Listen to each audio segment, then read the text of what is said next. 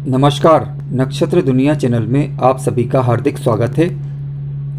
कई बार ये देखा गया है कि हम किसी ग्रह से संबंधित कार्य करते हैं, किसी ग्रह का उपचार करते हैं, किसी ग्रह से संबंधित मंत्रोच्चार करते हैं, परंतु उसका श्रेष्ठ लाभ हमें नहीं मिल पाता। ऐसा क्यों है?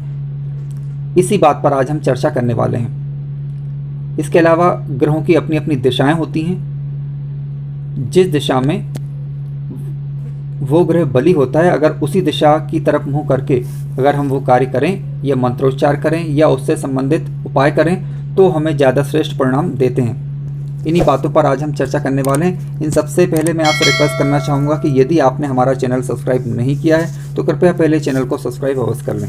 आइए शुरू करते हैं। कौन सा ग्रह किस दिशा में बली होता है ये जानने से पहले हम दिशाओं को एक बार समझ लेते हैं। ये पूर्व दिशा और ये पश्चिम, ये उत्तर, ये दक्षिण, आप सभी ऑलरेडी जानते हैं ये। और पूर्व और उत्तर के बीच में, पूर्व की दिशा और उत्तर के बीच में जो दिशा है इसे ईशान कोण कहा जाता है या ईश्वर की दिशा कहा जाता है। ठीक है।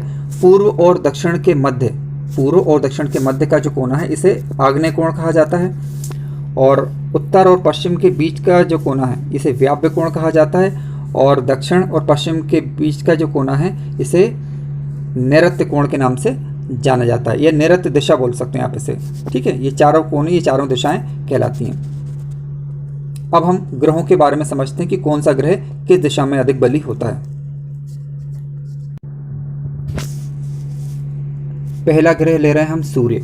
सूर्य की दिशा पूर्व की दिशा होती है। ध्यान रखें, जब भी आपको सूर्य देवता को जल देना हो, अर्घ्य देना हो, या फिर सूर्य से संबंधित मंत्रोच्चार करना हो, कोई भी कार्य आपको करना हो सूर्य से संबंधित, तो पूर्व दिशा की ओर मुख करके आप वो कार्य करें तो ज़्यादा श्रेष्ठ परिणाम देखने को मिलते हैं। यानी सूर्य को अर्घ्य देना हो, सूर्य को मंत्रोच्चार करना हो या पूजा करना हो सूर्य से संबंधित, तो पूर्व दिशा की ओर मुख करके आप करें तो इसका श्रेष्ठ लाभ मिलता है। अब बात करते हैं पश्चिम दिशा की।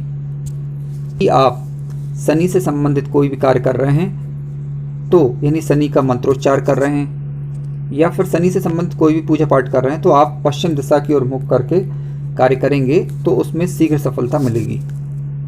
उसी तरह अगर आप उत्तर की तरफ मुख करके कार्य करेंगे तो बुध की दिशा जो है वो उत्तर की दिशा होती है। बुध ग्रह से संबंधित कोई भी आपको कार्य करना है तो उत्तर की तरफ, उत्तर दिशा की ओर मुख करें और फिर उससे संबंधित कार्य करें। चाहे बुध का बीज मंत्र हो या बुध का कोई मंत्र हो या बुध से ग्रह से संबंधित यानी XYZ जो भी वर्क हैं, आप बुध के लिए उत्तर की ओर मुख करके कार्य करेंगे तो उसमें शीघ्र सफलता के योग मिलते हैं। अब बात करते हैं दक्षिण दिशा की। अब दक्षिण दिशा की बात करते हैं। ध्यान रखें, मंगल ग्रह से संबंधित अगर आपको कोई भी कार्य करना है तो मंगल की जो दिशा होती है वो दक्षिण होती है। दक्षिण दिशा की तरफ मुंह करके आप मंगल ग्रह से संबंधित कार्य करेंगे तो उसमें आपको शीघ्र सफलता के योग मिलेंगे।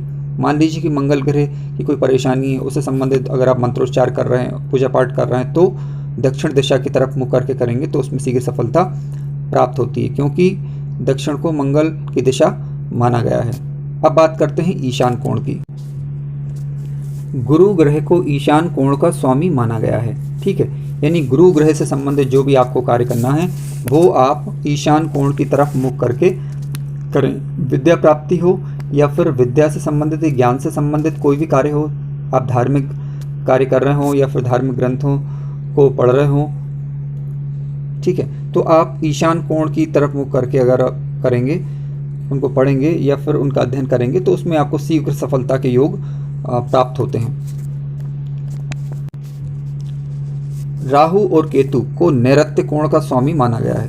राहु और केतु को नैऋत्य कोण यानी जो आपका दक्षिण पश्चिम के बीच का जो कोना है इसे, ठीक है, राहु और केतु का ये कोना माना गया है। यानी राहु केतु से संबंधित जो भी शांति करनी हो आपको या उनका मंत्रोच्चार हो या राहु केतु से संबंधित जो भी कार्य करना हो वो नैऋत्य दिशा की तरफ मुख करके आप वो कार्य करेंगे तो उसमें शीघ्र सफलता प्राप्त होती है। अब बात करते हैं आग्नेय कोण की।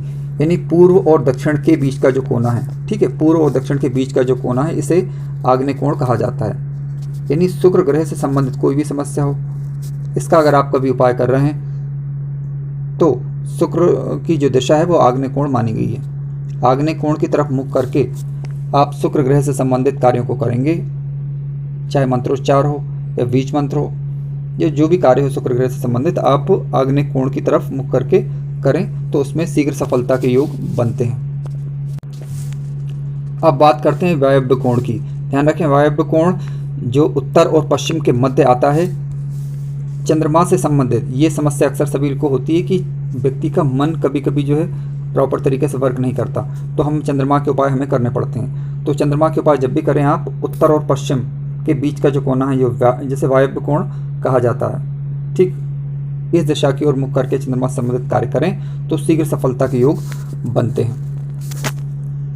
दर्शकों, कार्यक्रम अगर आपको अच्छा लगा है तो कृपया चैनल को सब्सक्राइब करें, लाइक करें, शेयर करें और अपने विचार कमेंट्स के माध्यम से अवश्य बताएं। ऐसे ही अन्य वीडियो देखने के लिए चैनल पर बने रहें। धन्यवाद।